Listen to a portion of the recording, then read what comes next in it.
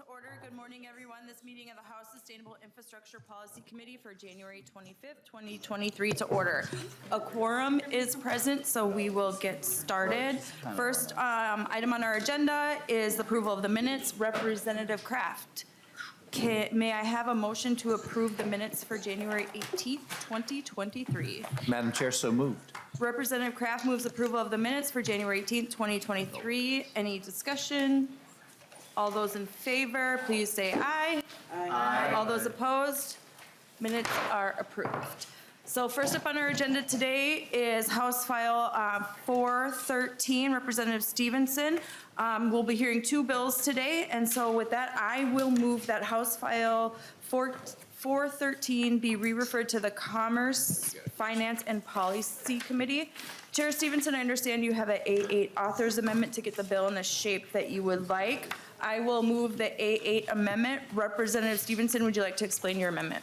Thank you, Madam Chair, members of the committee. The A8 amendment is an author's amendment that gets the bill in the shape I'd like the committee to consider it. It updates language in the cost recovery section of the bill that was developed over the course of last session and in conference, and makes a couple other technical changes. Is there any discussion to the A8 amendment? Seeing none, I renew my motion to adopt the A8. All those in favor, please say aye. Aye. All those opposed? The motion prevails. The amendment is adopted. Representative Stephenson, please go ahead and present your House File 413 as amended. Thank you, Madam Chair, members of the committee. House File 413 is a bill related to electric vehicles. The electrification of our transportation system is a process that is well underway. It is a revolution that is occurring in the marketplace and largely led by consumer demand. What we are seeing are automakers saying that they're going to phase out internal combustion engines and switch to electric vehicles in their entirety. We're seeing massive consumer demand for these vehicles. When Ford announced that they would, yes, there is massive demand for it, Representative Hanson. When Ford rolled out their new pickup truck, they had a wait list that was months and years long.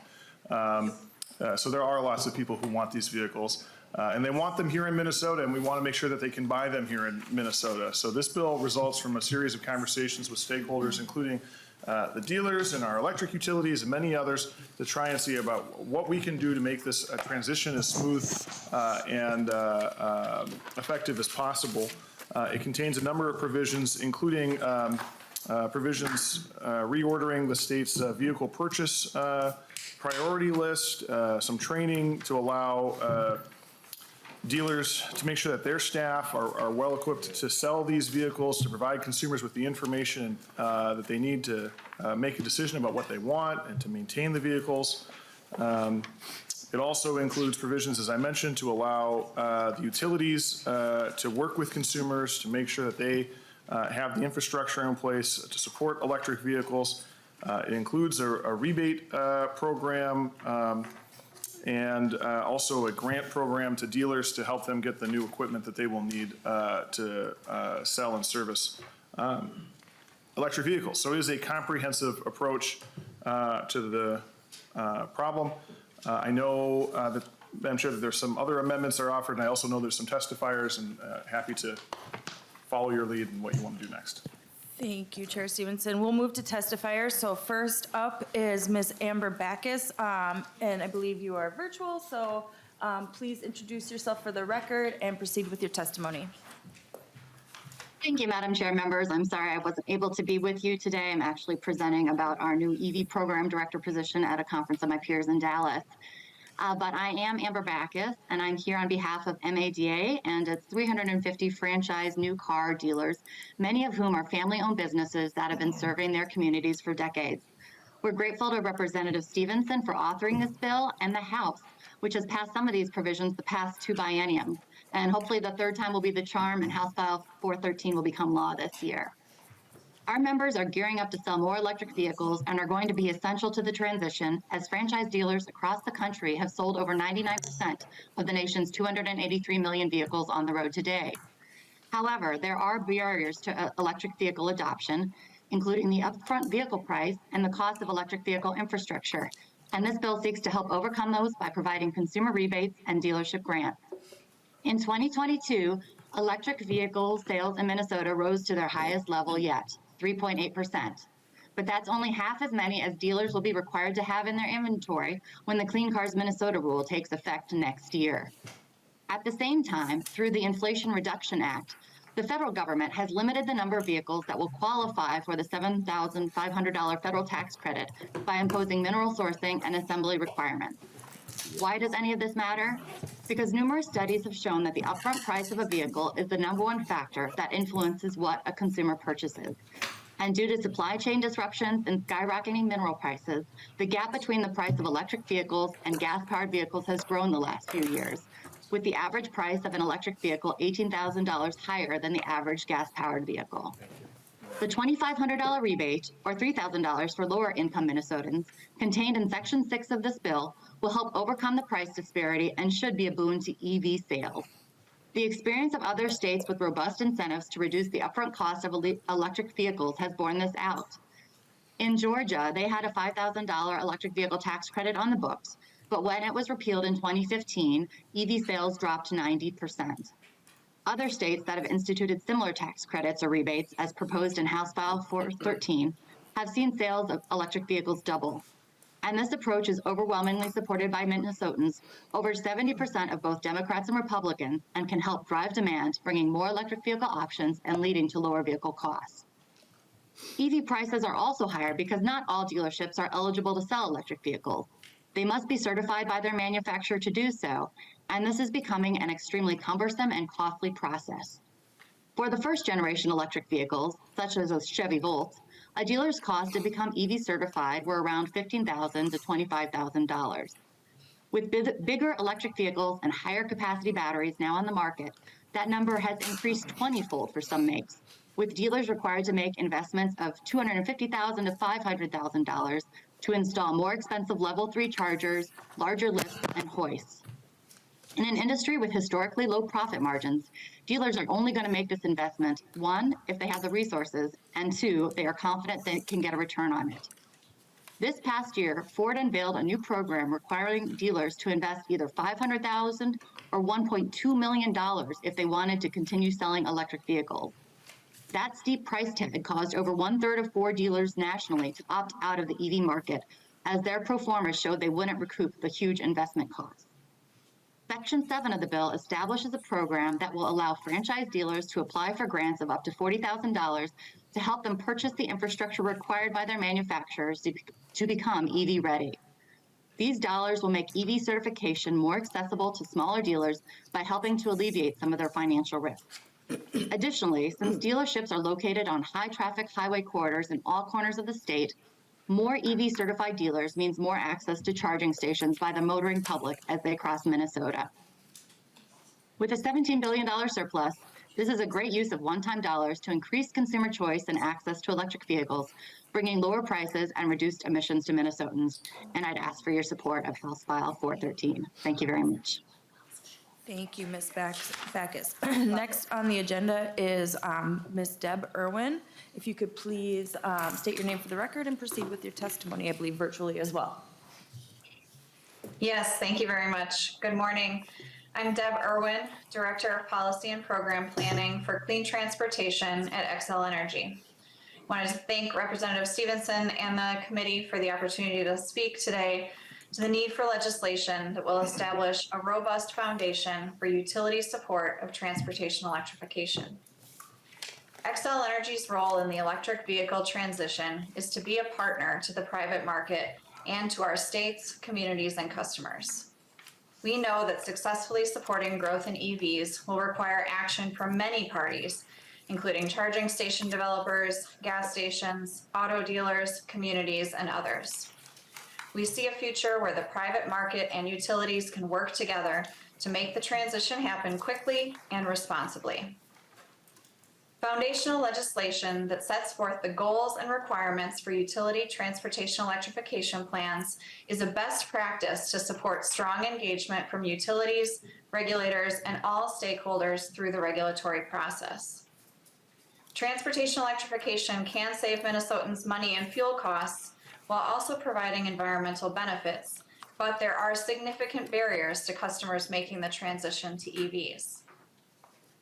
To date, Xcel Energy has received Public Utilities Commission approval of a variety of pilot programs to support our customers' transportation electrification needs, but we need to do more.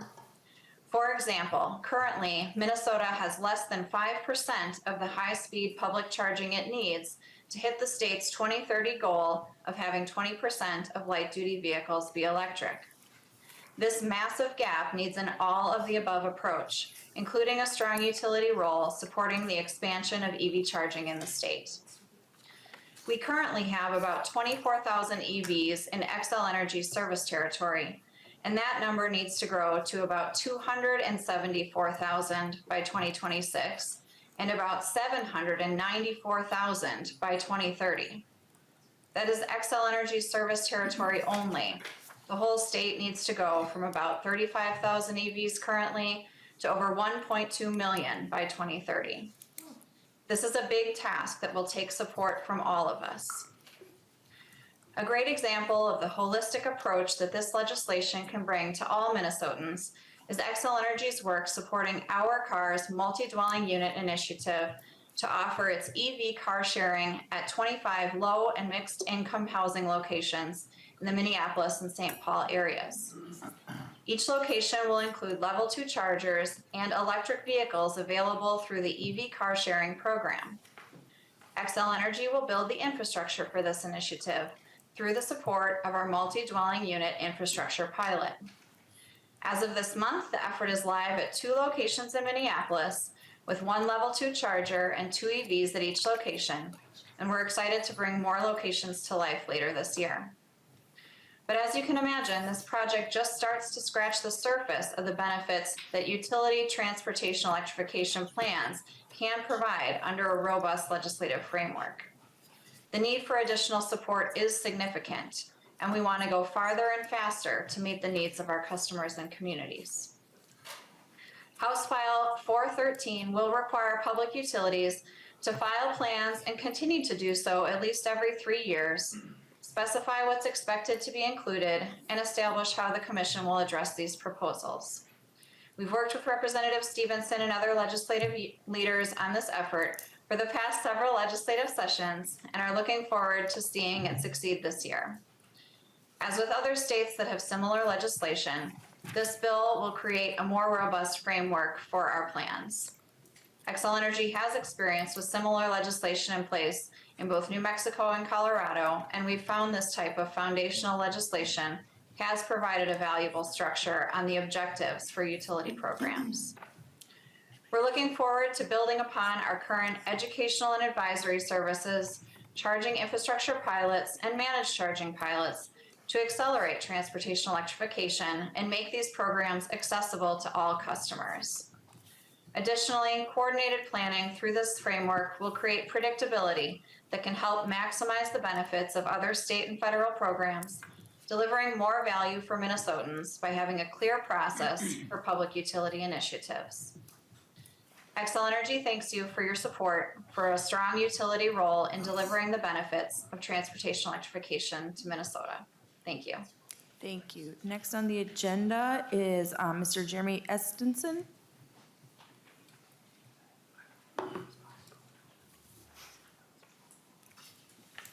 Welcome to the committee. If you could just state your name for the record and proceed with your testimony. Thank you, Madam Chair. My name is Jeremy Stephenson. I work for Taft Advisors and am here on behalf of the Americans for Affordable Clean Energy, or ACE. ACE is a coalition of forward-thinking retailers from Minnesota and across the country who are eager to invest in electric vehicle charging services. I'm here to share certain problematic provisions within House File 413 and urge that further work be done on the bill. Specifically, House File 413 would open the door for public utilities to expand their monopolies into the electric fuel market. Retail fuel stations have a long history of meeting customer refueling needs by allowing consumers to refuel in safe, convenient locations at competitive prices, and ACE's membership is committed to continuing that mission to serve EV drivers. As EVs become more prevalent, Minnesota needs a network of accessible, affordable, and strategically located fast charging stations to meet consumer electric fuel needs and expectations. House File 413 may appear to be in alignment with that goal, but unfortunately there are provisions that give public utilities an overwhelming advantage in the electric fueling market. Specifically, the bill would authorize public utilities to pass the cost of its investments in EV charging stations to all of its ratepayers through regulatory filings. If allowed, this investment would be shielded from the usual market risks associated with typical business operations. Fuel retailers and other private companies simply cannot compete with power companies that do not have to pass EV charging station costs on to EV drivers, as retailers must. Additionally, the bill would narrow the criteria the Minnesota Public Utilities Commission can consider when evaluating public utility EV charging proposals. This would undermine an ongoing MPUC case where a utility has proposed to rate base over 700 EV fast chargers to the tune of almost $200 million. These costs would be borne by captive ratepayers, which are already struggling with rising electric bills and inflation. ACE members operate nearly 400 fuel retail locations across Minnesota, which are conveniently located and offer the amenities that drivers demand. Utilizing these locations for electric refueling will promote charging accessibility and will ultimately drive consumer confidence in electric vehicles. However, House File 413 would make it impossible for fuel retailers to enter the electric fueling market on a level playing field. Fuel retailers have spent decades improving the consumer experience and acquiring the best real estate to serve drivers. The best way to encourage efficient and rapid growth of Minnesota's EV charging market is for all stakeholders to focus on their core competencies, with fuel retailers providing the customer experience that drivers need and electric utilities focusing on generation of power and delivering the power to locations and making those sites ready for EV charging station installation. Our hope is that Minnesota does not preclude the creation of a competitive marketplace for electric fueling. Fuel retailers are willing to risk their own capital to solve the EV fast charging challenge. We simply need good public policies in place to give statutory certainty and create a competitive level playing field. Thank you for your consideration, and we look forward to continuing to work with Representative Stephenson, members of the committee, and other stakeholders. Thank you, Madam Chair. Thank you. Are there any members of the public who would like to testify on the bill as amended before we move on to other amendments submitted to House File 413? All right, moving on. Seeing no additional testifiers, we'll now move on to member amendments. Representative Anderson, would you like to move the A4 and explain it to the committee, please? Thank you, Madam Chair. Yes, I'd like to move the A4 amendment. And I offer this amendment to kind of express some frustration, and hopefully it would be accepted, but I'm under no illusions. A couple of weeks back, early in the session, we had testimony from the Department of Admin, and I specifically asked them about the state fleet and how many flex fuel vehicles they had. I was told they would get back to me, and they did not. I called them yesterday, or called the Department of Admin, got a recorded message, and then was told that their mailbox was full. So I didn't get any information back from them, but what my amendment does, it's kind of a placeholder for flex fuel vehicles which provide immediate reductions in the CO2 reductions or gases. And we do have current statute that requires the department and the state, 16C 137 requires the admin and other agencies to, among other things, increase their use of renewable transportation fuels, including ethanol, biodiesel, hydrogen from agricultural products. So my amendment would be a placeholder and make sure that even though it's ranked behind electric and hybrid vehicles, there would be a state initiative to keep looking at flex fuel vehicles, because they do have a place here in Minnesota, in Ag State, and I would encourage passage of this amendment, Madam Chair. Representative Stephenson, any comment on the A4? Thank you, Madam Chair and Representative Anderson. You know, the flex fuel vehicles are included in the preference that is established or modified in this section of the bill. They are ranked ahead of traditional gasoline or diesel vehicles. I imagine that the state would be purchasing them under that criteria. The piece of your amendment that I object to is the quota, the 25%. And, you know, we had a good conversation about this, good but brief, yesterday. And I appreciate you talking about it with me beforehand. So I can't support the amendment because I don't support the quota aspect of it, but I appreciate what you're driving at here. Any further discussion? I'd like a roll call. Representative Franson requests a roll call. Any other discussion to, would you like, go, please come up to the, identify yourself for the record and proceed with your testimony.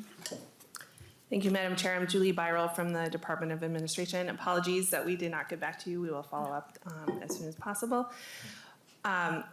The issue we have with this amendment is flex fuel vehicles are not always available. And so if this were to be included, we would need language that said, if available. Representative Stephenson? Yeah, Okay. Just saw you look up. Sorry. Any other discussion to the amendment? Representative Anderson? Well, I would offer an oral amendment to add the word "if available," if it would make it any more palatable, if the author would accept that amendment, friendly amendment. I think this has another step, correct? it has multiple additional Yeah, steps. so Madam Chair. how about we continue to work on the language, and then in the next committee, I believe we're going to Commerce, so that is something that we can continue to work on. I'm also on that committee, so we can have a conversation about that. Any other questions or discussion to the amendment? Seeing none, the clerk will take the roll. Chair Cagle? No. Cagle, nay. Vice Chair Curran? No. Curran, nay. Representative Franson? Yes. Franson, aye. Representative Acomb? Acom, no. Acomb, no. Representative Anderson? Anderson, aye. Anderson, aye. Representative Francis Clardy? Clardy, no. Clardy, no. Representative Gilman is excused. Representative Hornstein? No. Hornstein, no. Representative Igo? Igo, aye. Igo, aye. Representative Kraft? No. Kraft, no. Representative Ream? No. Ream, no. Representative Schultz? Aye.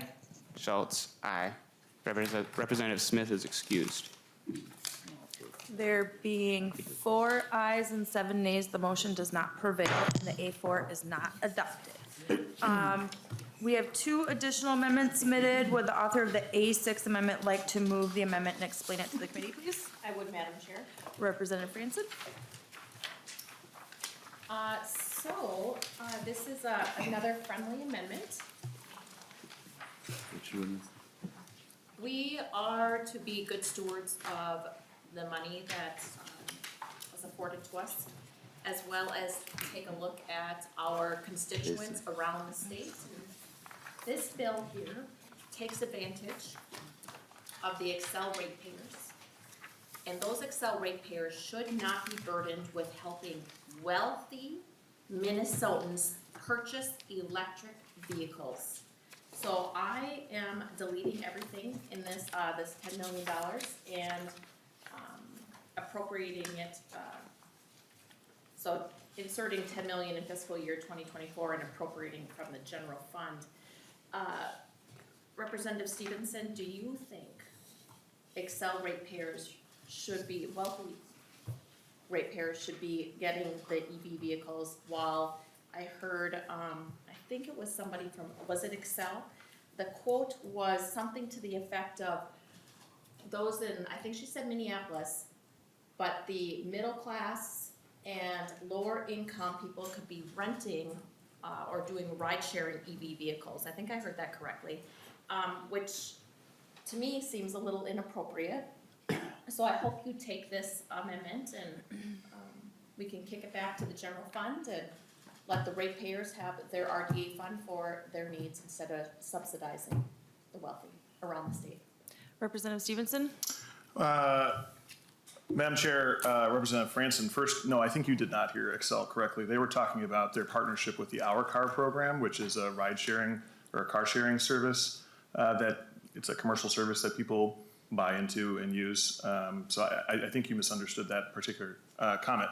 To the substance of your amendment, I don't agree that it's a friendly amendment. I also totally reject the premise of your argument that this is subsidizing the wealthy. In fact, the whole purpose of this amendment is to make electric vehicles more affordable and more accessible to the majority of the people in Minnesota. And there's a number of provisions in the bill designed to do exactly that, including a cap on the price of the vehicles that's eligible for the rebate. So, you know, if you're a very wealthy person looking to buy one of the very fancy Teslas that cost, you know, 6 figures or whatever, you will not be able to get a rebate. I recently read that Maserati is moving to an entirely electric market, which is great. None of those cars will be available for this rebate. In addition, the rebate amount increases if you are a low-income person under a provision of the bill.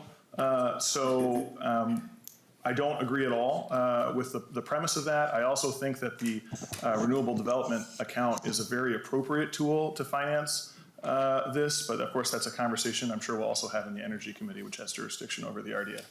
Representative Franson.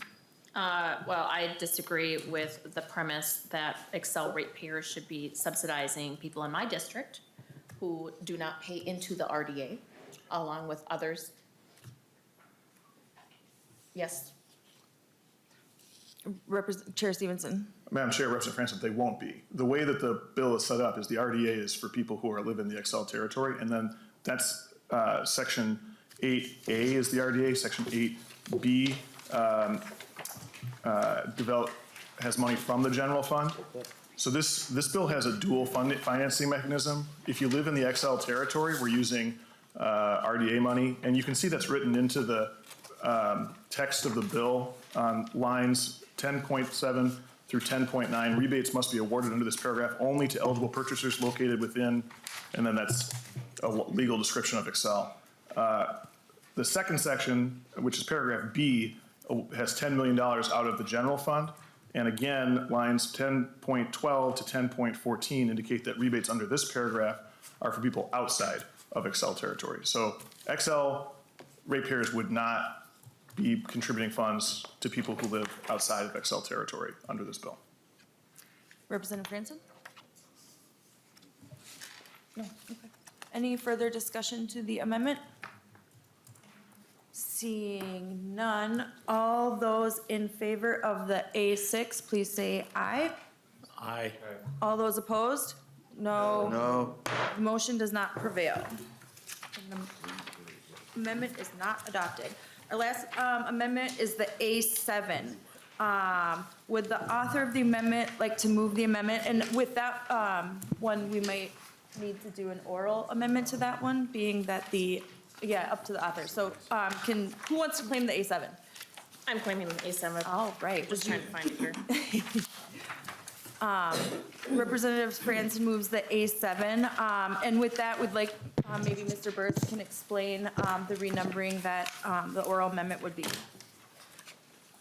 Madam Chair and members, the prior adoption of the A8 amendment eliminated the section that's being amended in the A7. Then we're good. So an oral amendment could be to instead amend the A8 amendment. So the change would be to amend the H041388 amendment. And on 1.2, it would be page 4, delete subdivision 4. That's the A8, it's the cost recovery.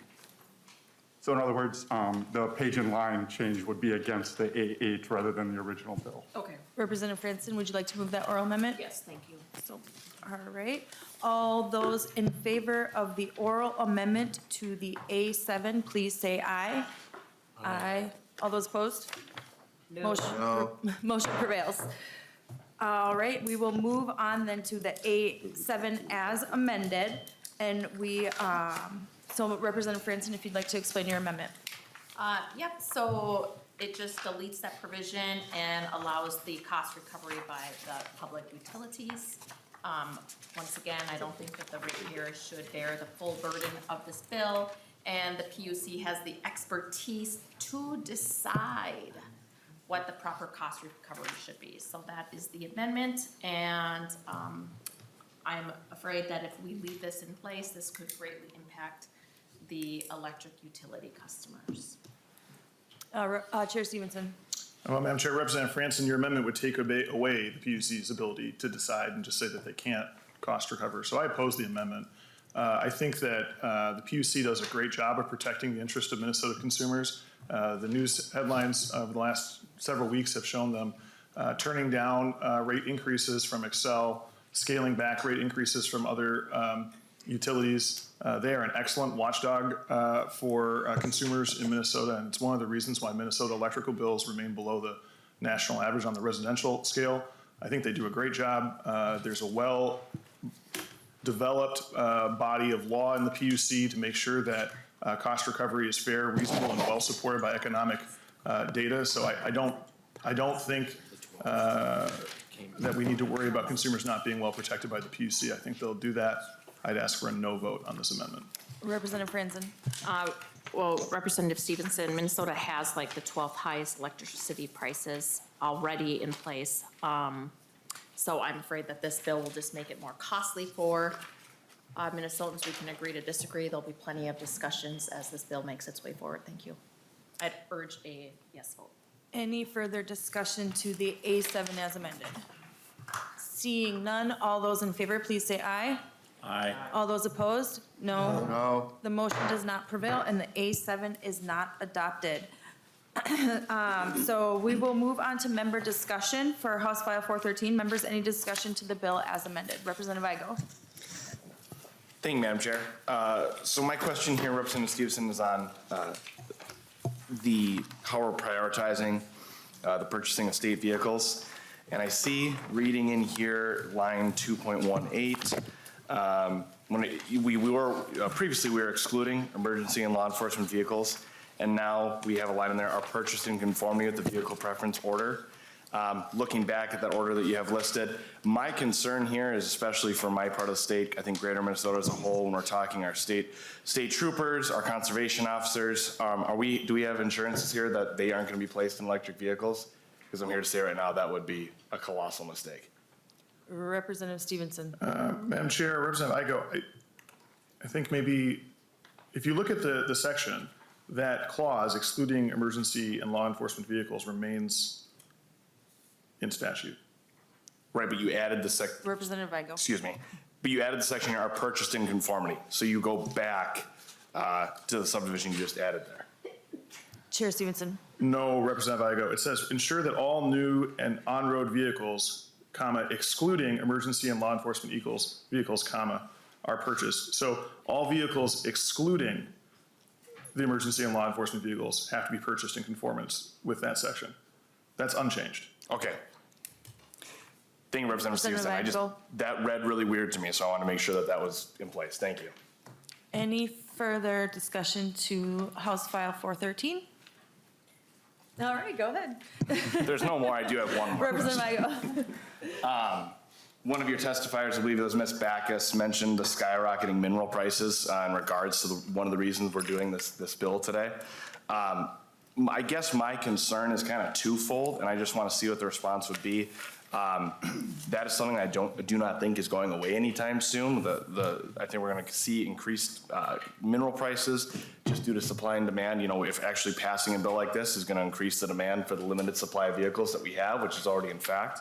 But then my other concern is, it was also mentioned by Xcel, you know, if we're going to have 1.5 million EVs on the road in Minnesota by the year 2030, if you do simple math on that for kilowatt hours, that's 675,000 megawatt hours that'll be needed to be added to our grid.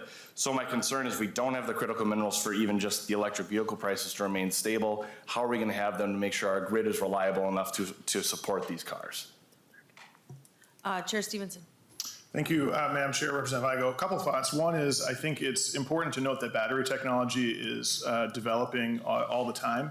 The cost of lithium-ion batteries has dropped something like 80% over the last several years and continues to drop and get better. New battery technologies that aren't as reliant on critical minerals are also being developed and may be soon commercially available, which would be very positive development for that respect. In Minnesota, we have an excellent planning statute. We require our utilities to put in resource plans, as you're aware, that look out many decades in horizon and account for innumerable variables, including massive increases in load due to electrification. And that's one of the reasons why we have a great and stable grid. It's one of the reasons why Minnesota does not experience the kind of catastrophes that Texas did last year when they had the polar vortex, because our grid, our utilities are well regulated, and we require them to be taking into consideration all sorts of different variables in their planning and capacity needs. So I have great faith that our utilities are up to the challenge. Electrification is coming. As I said at the beginning, the demand for these vehicles is very high and is not something that is being caused by the state of Minnesota. It is something that is happening globally and is going to happen regardless of whether we pass House File 413 or not. What we should be doing here is trying to make sure that Minnesotans have access to this technology that they want as soon as possible. Representative Igo. I just want to make it clear for the record, I'm not opposed to electrification, electric vehicles at all. I just want to make sure that we're using every tool in our toolbox to make sure we do it right. And when we're talking about a bill like this, and we have House File 7 coming on Thursday, that I think isn't going to make sure we have reliable electricity for the electrification of our grid with all these things, I'm going to raise questions and try to have reasonable debate on the issue. I'm not trying to tear apart your bill. I'm just saying, how can we make it better? And I want that on the record because I'm trying to reach across and have these conversations. And I would encourage for you and I to have them in the future. Thank you, Representative Igo. I think they should form a committee around sustainable infrastructure, to address those issues. Yeah, I'm excited. Representative Franson. Thank you, Madam Speaker, and Representative Stephenson. So is there any concern that you have regarding the minerals? In October, the Biden administration did say that batteries from China may be tainted by child labor. That also includes the lithium. And have you also thought about just how many more children are going to be needed, or how many more people are going to be forced into, forced labor, slave labor, in order to meet the demands that Minnesota's going to need? This is a human rights issue. We've spoken numerous times about this issue on the House floor in the previous 2 years. And I really think that we need to acknowledge it, publicly acknowledge it, that this clean energy that you're pushing is made by slave and forced labor. And so what are your thoughts on that?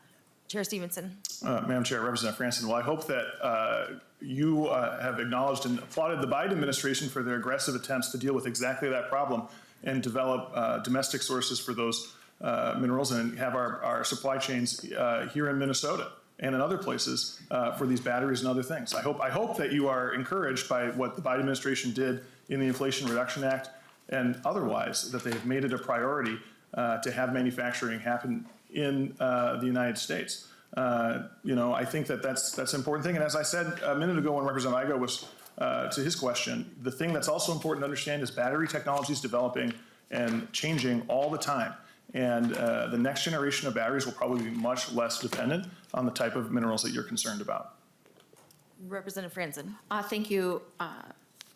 And Madam Speaker, Mr. Chair, you are Chair. Representative Stephenson, well, if you are pleased to hear about the Biden administration and we need more domestic mining here in the U.S., why is the Minnesota Democrat Party then so opposed to mining in the Iron Range when we can do it better, safety standards, labor, and know that the minerals that we are mining are coming from ethical sources? Representative Stephenson. Madam Chair, Representative Franson, I disagree entirely with the premise of the question there. And I think that if Representative Listlegard was here, he might have some words for you about that as well. Well, and I think that that's a valid question, and I think that is something that we need to tackle in this session. And I think that's something that Environment and Energy is definitely going to take a look at.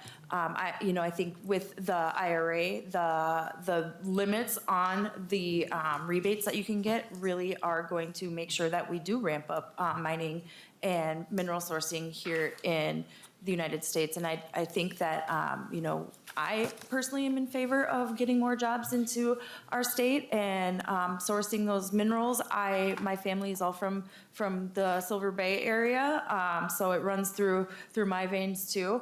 I just think, when we're talking about this, we have to really think strategically and in the long term. And so I think that's really great that we're having these conversations. So Representative Hanson, any follow-up? No, I'll just. Okay, Representative Anderson? Thank you, Madam Chair. Chair Stephenson, I agree that electric vehicles are coming, they're here. I would feel more comfortable if we did in fact let the market decide at what rate they become more accepted, because I think we as government are kind of putting our thumbs on the scale here and incentivizing one particular type of vehicle. And, that we have to have a certain percentage on dealer lots by the year 2025, I don't think is really letting the market decide to what level they're going to be accepted. And, I live out on the prairie of western Minnesota, and I think there's a great deal of skepticism, especially in the wintertime when the wind blows and it's 20 below zero, battery efficiency decreases, to a certain percentage. And, I think there's a place for electric vehicles. I'm not so sure it's out, in rural Minnesota in the wintertime when it's 20 below zero. But, we are, I think, putting our thumb on the scale. And then the other thing, I think we're going to hear proposals to a low carbon fuel standard, which may in fact increase the price of our conventional fuels. And these things together, I think, are incentivizing via government the switch or the push to electric vehicles. And I just feel a bit uncomfortable with that, talking about the grid capability and things like that. But I agree that the vehicles are here. They're exciting. They're new. They're different. The ads on TV are kind of, they make it look kind of sexy to have an electric vehicle with all of the eye-popping gadgets and stuff and maps and, but I think there are things we have to think about and move ahead in terms of electric capabilities and the differences here in Minnesota, being a northern climate, the decrease in battery efficiency as we move ahead. But I still think there's a big place here for conventional fuels and biofuels, but just thanks for listening. Chair Stephenson? No, I think Representative Anderson, you make some important points. I think electric vehicles work for a lot of people, and I actually think they work for a lot of people who live in rural communities. I think that, but they may not work for everybody, and we're not talking about requiring them, anyone to buy one, other than, I guess, the government, but not any people out there in the world, right? But I actually think that you might be surprised to the extent that they do work, and I know people who live in rural communities who have electric vehicles and are very happy with them. As range extends beyond 300 miles in some vehicles, even if you lose, 20, 25% on a very cold day of your range, that's still sufficient for most people's daily needs, even in a rural community where you drive a little bit more than you might in an urban community. So the technology is getting there. I would say it is there.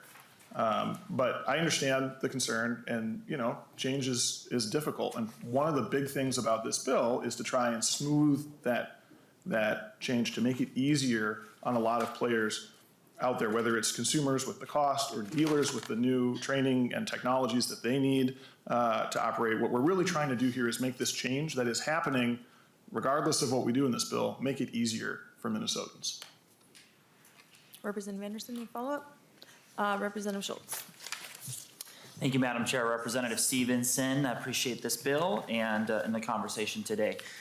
So back again to page 2, and particularly in our kind of let's see here, 2.8, 2.18,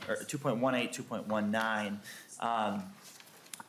Would, Representative Stephenson, would you say that snowplows in Minnesota, are those emergency vehicles? Chair Stevenson. Madam Chair, Representative Schultz, I don't know that I would call them emergency vehicles, but I would direct your attention also to lines 2.9 and 2.10, 2.11, 2.12, which I probably think maybe more directly gets at the concern that I think you're articulating. So if a vehicle, if there isn't an electric snowplow available or one that meets the needs necessary for the given operation, then we certainly give the commissioner the authority to totally reject the priority above. So I don't know is the answer to the question of whether it would fit into the emergency vehicle, but I think we're covered either way. Representative Schultz.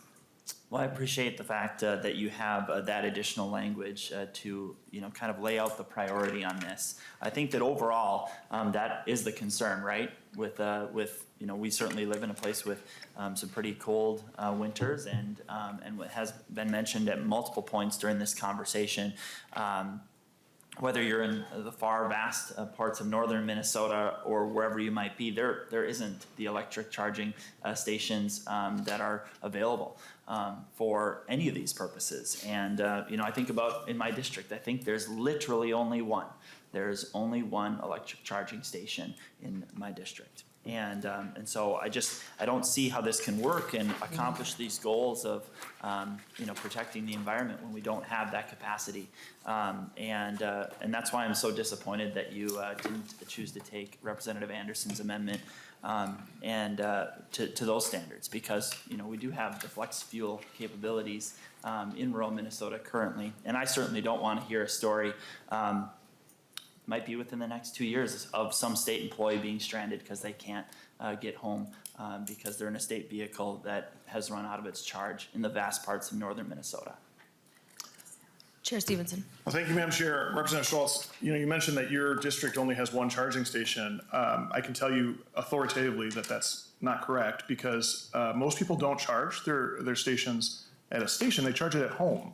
So in the new way that we do this, your charging has happened in your home. So I would argue that there are literally thousands of charging stations in your districts, because each electric vehicle owner, the primary place where they're going to charge is going to be at their house. I've owned an electric vehicle for coming up on 4 years now. I could count on maybe one hand, for sure two, the amount of times that I have charged a location that is not my work or my home. You don't do that. You plug it in overnight, and your range gets you through the rest of the day. You plug it in when you get home at the end of the day. And as I was saying to Representative Anderson, my EV, which is a Nissan, I bought a used Nissan Leaf 3.5 years ago. I did not get one of the sexy cars that Representative Anderson was talking about. Mine is decidedly unsexy, and you can see it in the SOB garage any day, and you will definitely agree. But nonetheless, it meets my needs.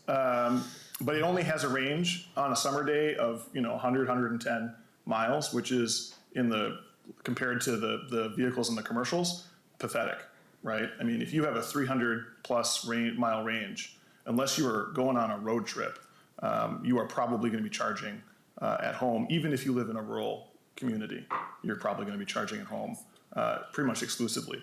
And that's why the utility provisions in this bill are so important. Because ultimately, what we really aren't talking about with this new model is having, as many charging stations as we have gas stations now, because that's how you refuel your gas vehicle. But most people, their interaction with charging is going to happen in their garage or in their driveway, and that's where they interact with the utility, not with a gas station.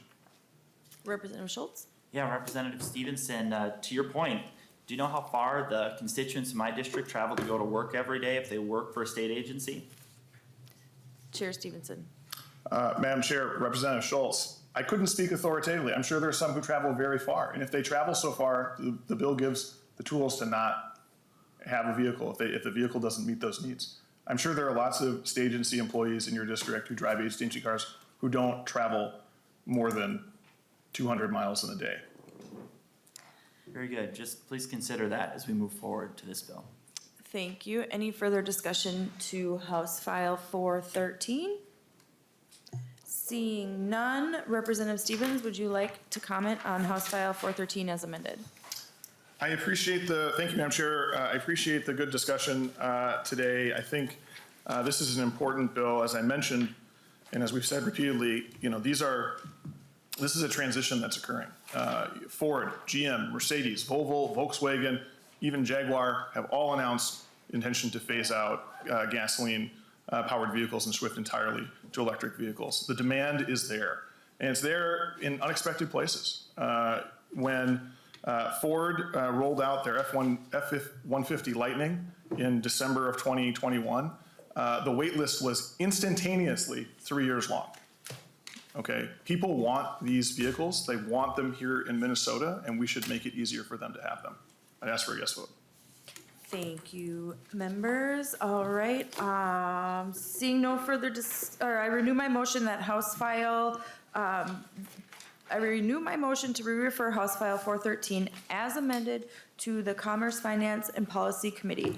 All those in favor, please say aye. Aye. All those opposed? Nay. The motion prevails, and you are on your way. Thank you, Representative Stephenson. Thank you. Representative Hanson, would you like to come up and present your bill, please?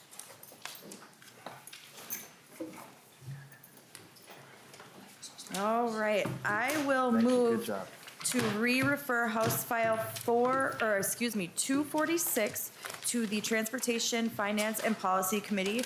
Representative Hanson, please go ahead with your presentation. Welcome to Thank the you, committee. Chair, and thank you, committee members. My comments today will be short because this is a fairly straightforward bill.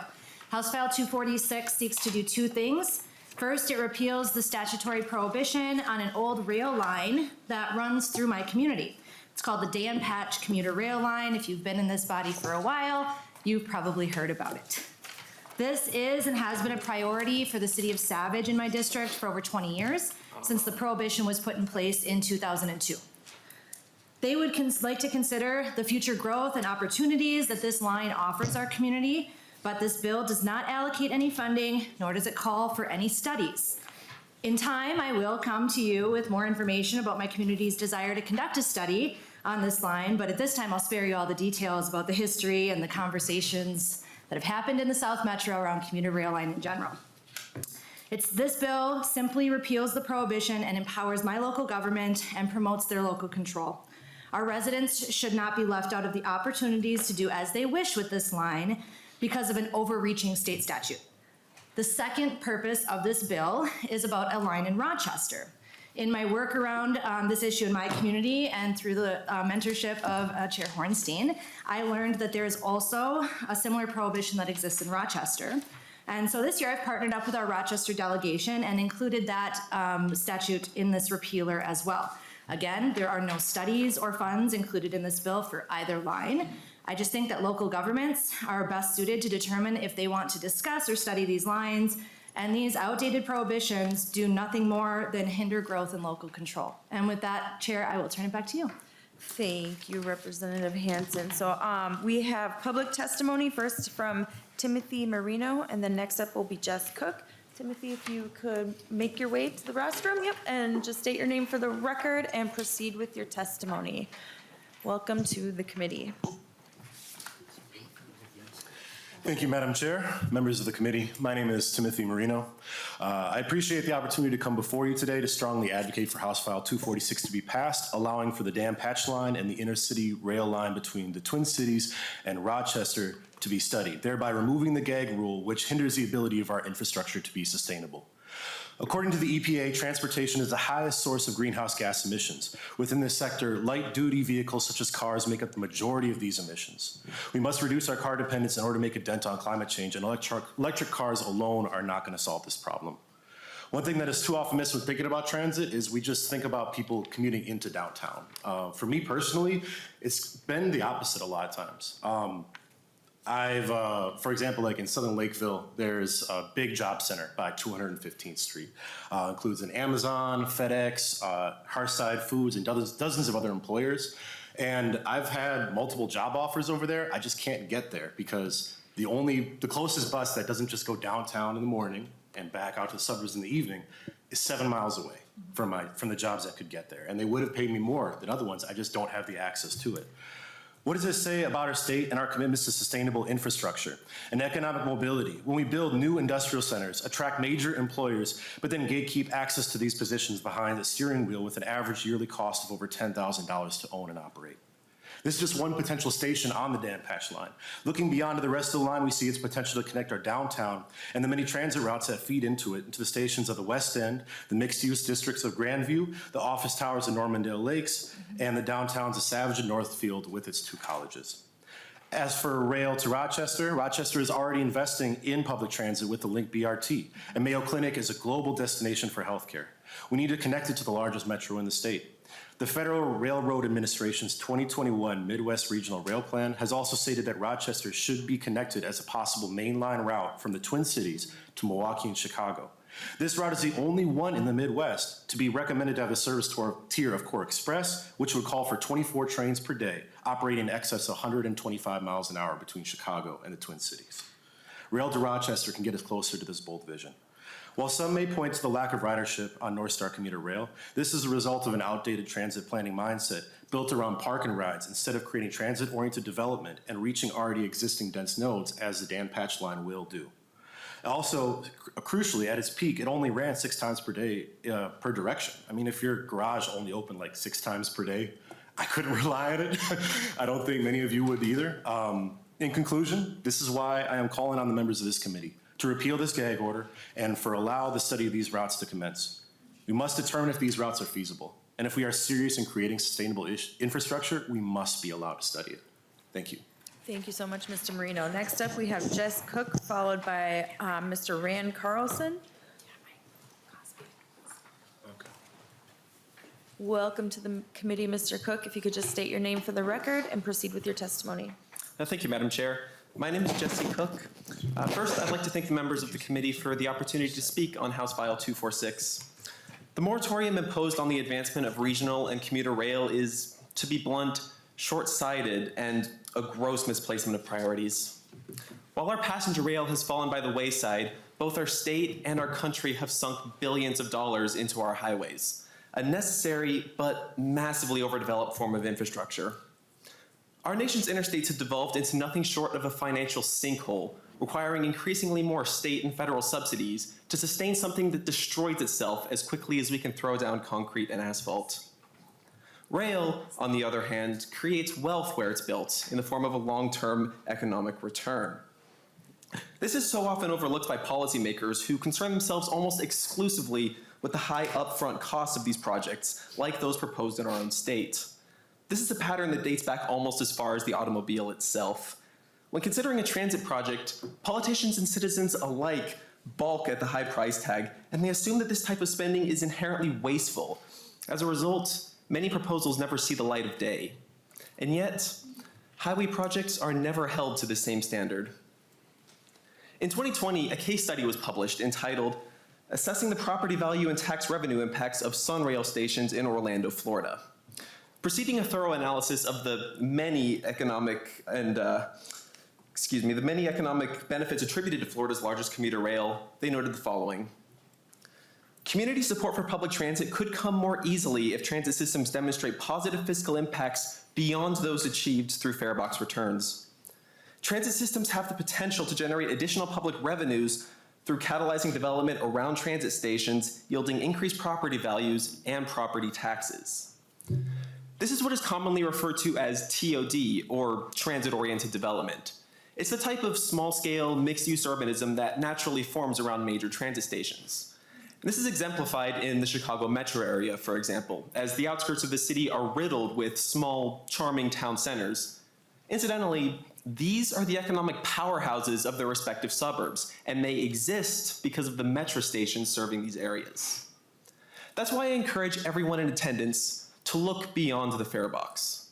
Whether you're a concerned citizen or a policymaker protecting the financial interests of your constituents, I implore you to recognize that rail is a worthwhile investment and a crucial part of escaping our wasteful and inequitable reliance on car travel. Thank you. Thank you. Next up, we have Mr. Rand Carlson. I believe he is virtual. So if you'd like to introduce yourself for the record and proceed with your testimony, welcome to the committee. Hi. Thank you, Madam Chair, members of the committee. I'm Rand Carlson, and I thank you for the opportunity to speak on behalf of the University of Minnesota Railroad Club today in strong support of HF 246. We care deeply about reducing emissions and improving transportation options for residents. Ending the gag rules prohibiting the study of the Dan Patch corridor and intercity rail between the Twin Cities and Rochester will get us one step closer to both goals. As many examples have shown us, building transit also leads to strong private investment interest. People want to live near transit lines and are willing to pay a premium to be within walking distance of a high-frequency stop. Metro Transit data from 2021 showed $1.6 billion in construction permits approved near high-frequency transit and another $9.7 billion planned. The Dan Patch corridor has the potential to add to this, with likely stops in or near mixed-use hubs in St. Louis Park and Edina, and the potential to add several more. In addition to this, Rochester is planning an entire neighborhood named Central Station around the site. They plan to host a station for the Zip Rail project. The investment in this neighborhood will likely be in the hundreds of millions, bringing much needed tax revenue to Rochester and adding many riders to an already large ridership base for the project. Ending the planning moratoriums for the two lines will connect major regional destinations to the wider Twin Cities and allow for a greater variety of trips to be made easily. Major college campuses such as Carleton College, St. Olaf, and the University of Minnesota Rochester will have easy connections to the routes and will be major ridership generators. Both lines should be slam dunk successes, and the value generated by the developments should be far greater than the cost of the lines. And ZipRail has the potential, as mentioned by other speakers, to be connected to a wider Midwest high-speed rail network. I, for one, can see myself riding these two lines regularly to access leisure destinations, to visit friends and family, and to commute in the future. I implore the committee to vote yes for 246, as with it, a much better future for the Twin Cities and greater Minnesota can occur. Thank you. Thank you, Mr. Carlson. Any other testifiers from the public that would wish to speak to House File 246?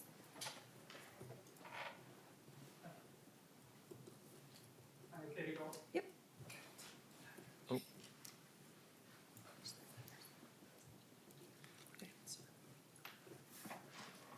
All right, please state your name for the record and proceed with your testimony.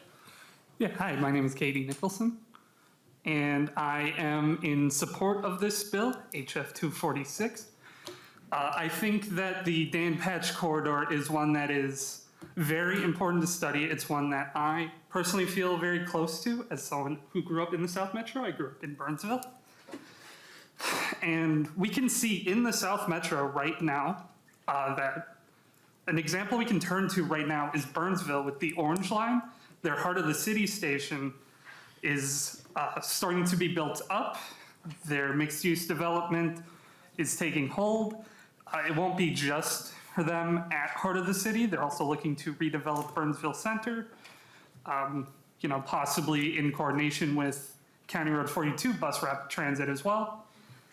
And I think that that is a great example that we should look to when we are considering stations for the Dan Patch line, for the intercity line. I think that it is important that we continue sustained growth rather than, continuing to build out sprawled out car infrastructure. There's a reason that places like Burnsville are starting to build more transit-oriented development.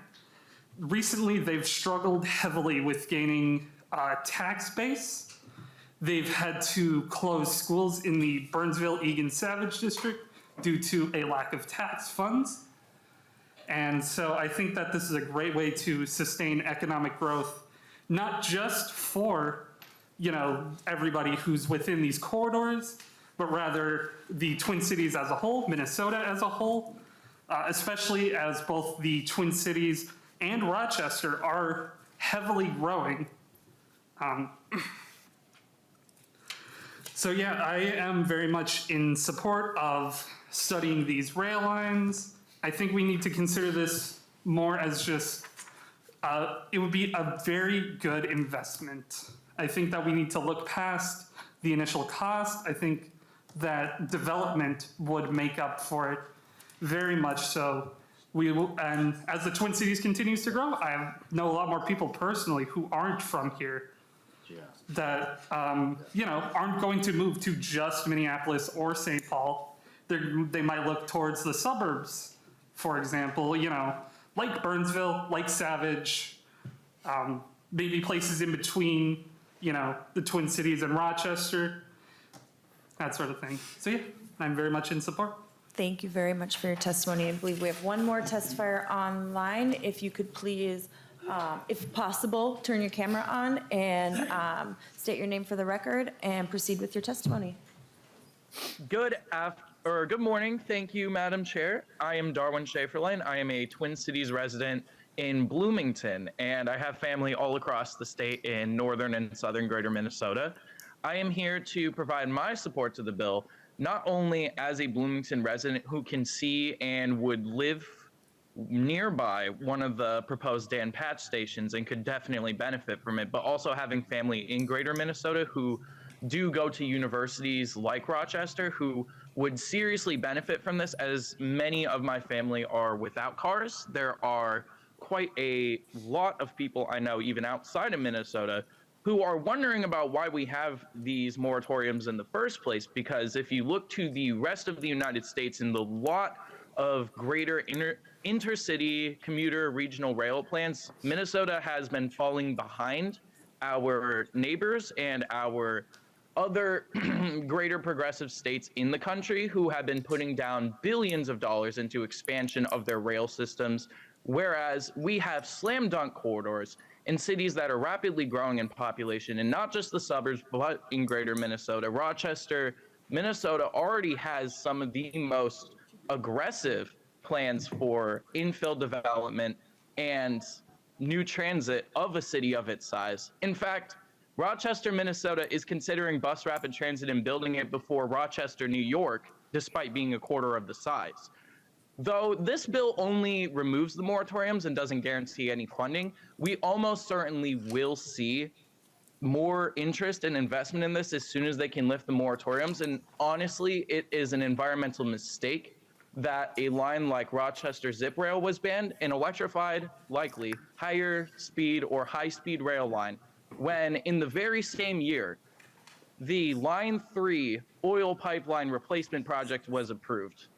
And yet Rochester Zip Rail was banned for environmental considerations. This was a gross negligence and gross overstep of government authority when you have Rochester's mayor wants high-speed rail. We want high-speed rail in the Twin Cities. You really don't see this kind of support from legislators or the public with many projects in North America for transit.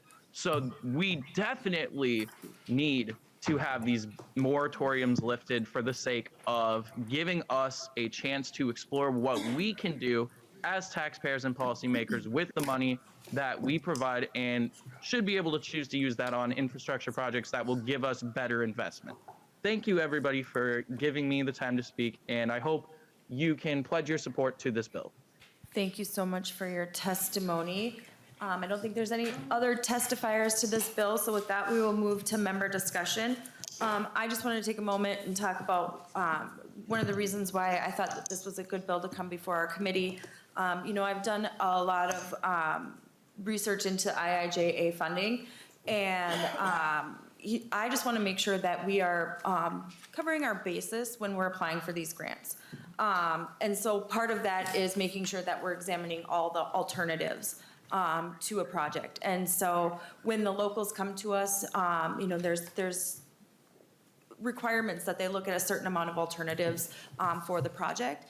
And so I would just like to make sure that all of the alternatives are covered, so that when our state is applying for funding, that we have the strongest possible grant application. And that if we're going up against another state who has looked at all these alternatives, that, we might be at a disadvantage. And so I just want to thank you, Representative Hanson, for bringing this bill forward. Is there any other discussion to the bill? Representative Hanson? Thank you, Madam Speaker, or Madam Chair. That's the third time you've done that today. Getting a promotion. Maybe it's, You'll vote for me? in your calling there. Well, if you want to switch to my side, we could use an extra vote over here. So this bill here, in 2017, I have to read the comments from the study here. 2017, the study was done by the city of Edina on this particular project, which the public participation findings were over 2,300 people attended 24 different city council, county board, neighborhood, and community organization meetings and public open houses. Of the approximately 600 people who attended the 5 open houses and commented on the project, approximately 70% opposed and approximately 30% supported the implementation of the commuter rail in the Dan Patch corridor. Recommendations: although implementing passenger rail transit service in the Dan Patch corridor is physically possible, the real and perceived adverse impacts to adjoining land uses and the cost of improving the right-of-way and operating the system made the corridor improvements impractical at the time of study. I know there was that mention of Rochester being in full support, but there's Edina. This is back in 2017 now, but that is what the study had shown.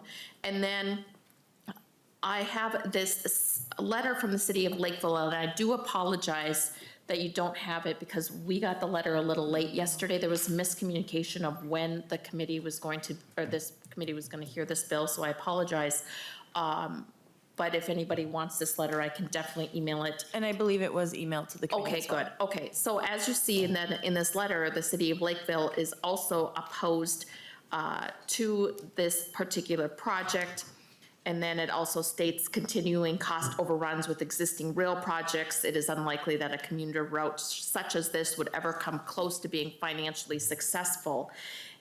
And I say that because the first testifier mentioned, the current system of highway funding as a sinkhole.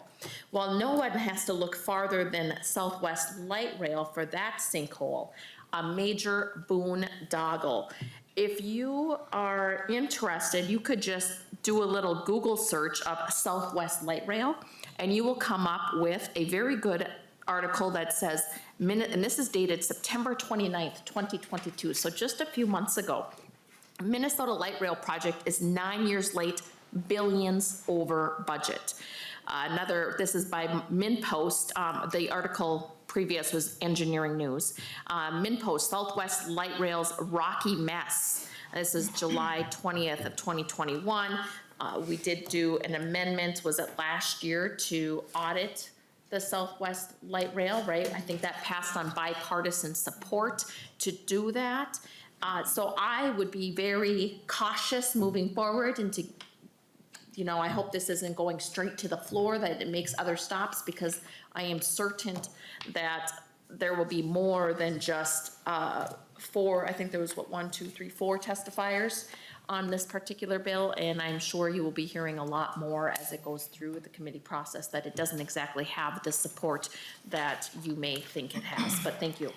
Thank you, Representative Hanson. And it is going to transportation, finance, and policy. And I think that's the thing about lifting this moratorium, is that then we'll actually be able to do those studies. And then that way it will, then the locals can decide whether, it's a viable alternative. Representative Hanson. Thank you, Madam Chair. If we want to talk about lifting moratoriums, this is off topic, but we could also have a very good discussion on lifting the moratorium on nuclear energy if we're interested in moving conversations elsewhere on clean energy. So I just would like to encourage the body to take that seriously. Thank you. Any further Representative Kraft, then we'll go to you, Representative Schultz. Just a question, actually, and this is, I don't know. The nuclear moratorium we have in place, is that a moratorium on studying the issue, or is that a moratorium on actually producing? I think that gets a little beyond the scope of this committee. It is a good question. Sustainable infrastructure.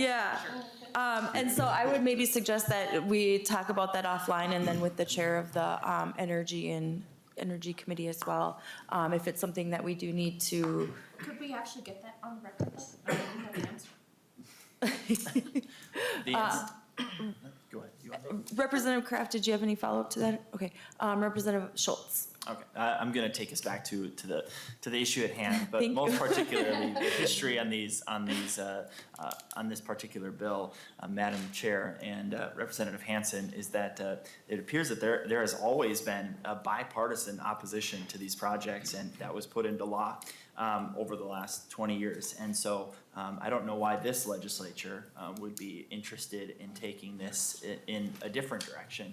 And then more particularly, I just want to really appreciate what I'm hearing from across the aisle, that we're going to place all of this opportunity throughout this legislative session to empower local officials on how climate, green energy, and the like will be adopted in Minnesota, because that's not certainly what I'm seeing across the line in terms of the agenda this session. So if that's what we're doing here, I just encourage the majority party to adopt that strategy more fully through the breadth of the bills this legislative session. Thank you, Representative Schultz. I can only control what I can control, so we'll do it here for sure. So, Representative Hornstein. Thanks so much, Madam Chair. Thank you, Representative Hanson, for bringing this bill. I support it. I think the issue is not so much whether you support or oppose these lines. It's the use of state law to prohibit the very study. And this is actually from, I think, almost 10 years ago. Times have changed. I don't know if anyone is coming forward with wanting a study or not, but I think it's just simply not necessarily a debate about the efficacy of commuter rail as much as the state telling people they can't even study an issue. So that's really why I'm voting yes for the bill. Thank you, Representative Hornstein.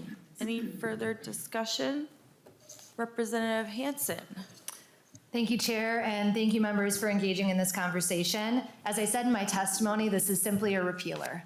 The conversation about whether or not it's effective or not, we can't even have those conversations in my community, and we've wanted to for over 20 years.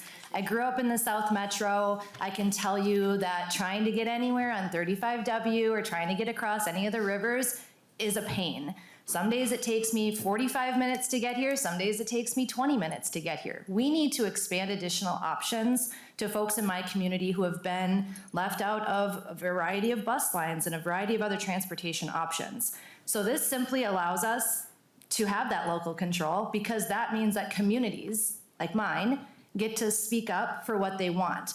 What you've heard here today is just a glimpse into the kind of support you will see when I bring a study bill forward. And I'm looking forward to my community rallying around this and allowing cities like Edina and Lakeville and Burnsville and Savage to sit down and talk about this in something other than just a public forum, because they can't do any of that right now. I don't think it's fair that the state stops us from being able to study our own infrastructure. I don't think it's fair that we can't have these conversations. And so I look forward to passing this bill here and allowing this prohibition, both of them, to be lifted. Thank you so much, Representative Hanson. And with that, I renew my motion to re-refer House File 246 to the Transportation Finance and Policy Committee. All those in favor, please say aye. Aye. Aye. Opposed? No. Motion prevails. Members, that concludes our agenda for today. Our next hearing will take place February 1st at 8:30. I hope that we're in the state office building. Representative Franson? Thank you. And Madam Chair, just regarding that, is there a way we can just stay here? Because members Sure. on both sides of the aisle are like, oh, Yeah. I guess we're not in room 10, and we would just appreciate. I think the only consideration is that if other committees that meet at this time need remote testimony. And so that's why I've been kind of hesitant to claim this room as our own. And so it's a discussion that maybe we can check back with some of the other committees that meet at this time. But just anticipate, I will let you know. I keep bugging Anna, send out a reminder so we know what room we're going to. And then I forgot to text you this morning about it too, so I'm sorry about that. And thank you, Madam Chair. And just in regards to that, would it be appropriate for Anna maybe just to send out a group text to all of us? Yeah. And then we would have that information. Would that be okay? Yep, we can do that. We can my members will get you our cell phone numbers. Great, Anna. thank you, I appreciate that. I think, it's been nice to be able to have some of these folks Zoom in and testify, and with wanting to hear voices from across the state. Wanted to make sure we had that option, but also want to make sure that other committees have the option too. So with that, our meeting is adjourned. Thank you, members.